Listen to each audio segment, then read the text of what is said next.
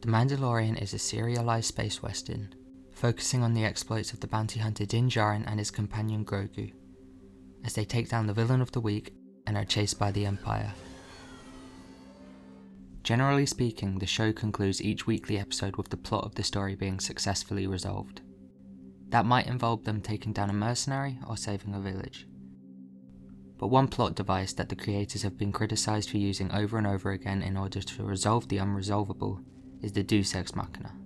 It is a way of abruptly settling the story by an unexpected or unlikely occurrence, due to the way it lets the characters off the hook, contriving an ending without them having to figure out a way of saving themselves, leaving the audience to watch on, disappointed and unsatisfied.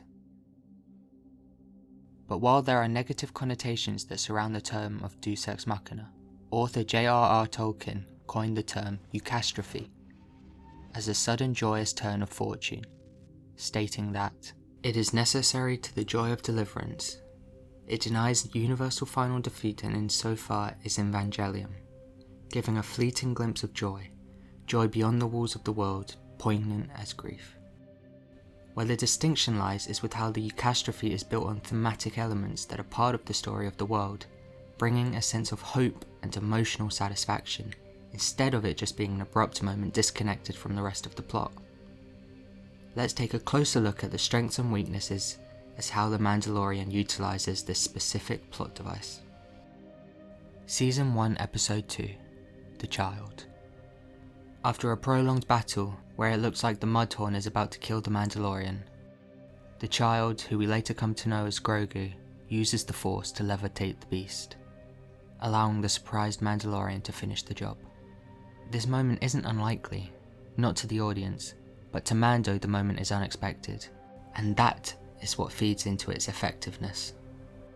We as the audience are aware that Grogu possibly has the Force ability due to our wider knowledge of the Star Wars universe, and from this earlier scene in the episode where he attempts to heal Mando's wound using the Force. This all effectively leads up to this moment, where he steps in and saves Mando. It is hope, not just in the moment, but hope for the future of our heroes, and an emotionally satisfying Eucastrophe that reveals that Grogu is indeed a Force welder. Season 1 Episode 3 The Sin. Outnumbered and cornered, Mando tries to fight off the bounty hunters and escape to his ship with Grogu. But after doing everything in his power to escape, it looks as if all hope is lost. They are trapped, with no other viable options left.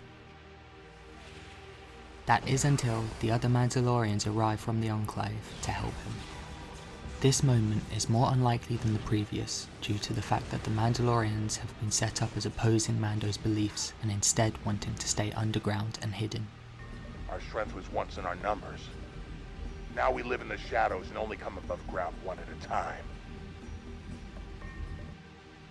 While this could possibly make the moment seem more like a Deus Ex Machina, this also makes it all the more emotionally satisfying, as it shows how they are all willing to change in order to protect one of their own, giving hope for the future of not just our protagonist, but of his entire kind. Okay, let's jump forward to Season 2 Episode 2, The Passenger. Mando's goal for the episode is to ferry the Frog Lady and her unfertilized eggs all the way back to her home planet. But when they get stranded on a snowy planet, they come face to face with a swarm of spiders and must fight their way through them to safety. And just as it looks like he and his companions will be defeated by a giant spider, they are saved by 2 rebel fighters. Is the rebel fighter's appearance unexpected or unlikely?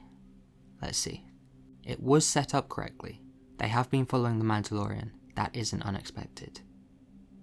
Is the timing of their arrival fortunate? Yes. But this doesn't mean that it can simply be classified as a Deus Ex Machina.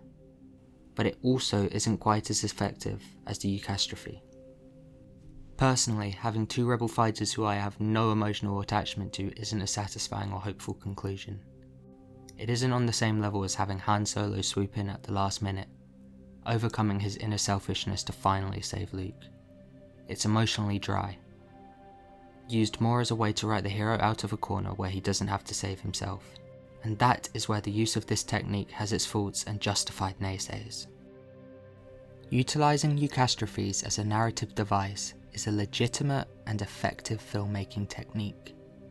But the problem that The Mandalorian has become guilty of is the overuse and over-reliance of it. Yes, the introduction of a Eucastrophe can bring moments of relief and satisfaction, but when overused, it diminishes the abilities of the protagonist. In a show that relies so heavily on one central character, this can be to its detriment, weakening the overall narrative impact. Well, except of course when you can execute it like this.